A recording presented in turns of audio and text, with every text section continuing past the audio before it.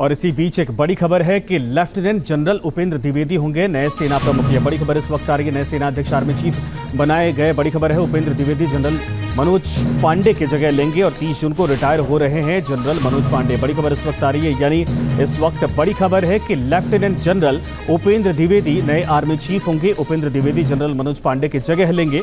30 जून को रिटायर हो रहे जनरल मनोज पांडे। मधुरेंद्र हमारे साथ योगी। मधुरेंद्र, क्या जानकारी इस वक्त? बड़ी खबर है कि उपेंद्र द्विवेदी अब नए आर्मी चीफ।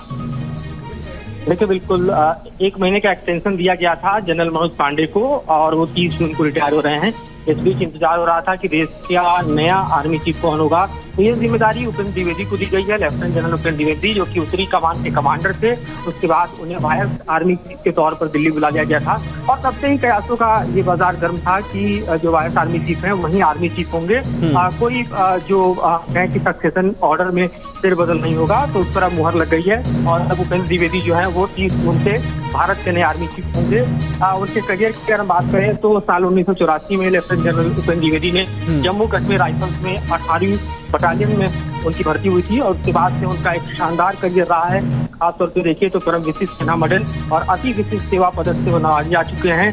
उन्होंने तब उत्तरी कमान संभाला जब चीन और पाकिस्तान दोनों ही मोर्चों पर तनाव था और उसको बखूबी संभालने बिल्कुल के सही आपने कहा, शानदार ट्रैक रिकॉर्ड है। और ऐसे में अब आर्मी की जिम्मेदारी, आर्मी चीफ की जिम्मेदारी और जाहिर सी बात है कि नई सरकार के तेवर के साथ अब सेना का भी एक अंदाज साफ तौर पर दिखाई देगा। और इसी बीच एक बड़ी खबर है कि लेफ्टिनेंट जनरल उपेंद्र द्विवेदी होंगे नए सेना प्रमुख। यह बड़ी खबर इस वक्त आ रही है, नए सेना अध्यक्ष आर्मी चीफ बनाए गए। बड़ी खबर है, उपेंद्र द्विवेदी जनरल मनोज पांडे की जगह लेंगे और 30 जून को रिटायर हो रहे हैं जनरल मनोज पांडे। बड़ी खबर इस वक्त आ रही है, यानी इस वक्त बड़ी खबर है कि लेफ्टिनेंट जनरल उपेंद्र द्विवेदी नए आर्मी चीफ होंगे। उपेंद्र द्विवेदी जनरल मनोज पांडे की जगह लेंगे। 30 जून को रिटायर हो रहे जनरल मनोज पांडे। मधुरेंद्र हमारे साथ योगी। मधुरेंद्र, क्या जानकारी इस वक्त? बड़ी खबर है कि उपेंद्र द्विवेदी अब नए आर्मी चीफ।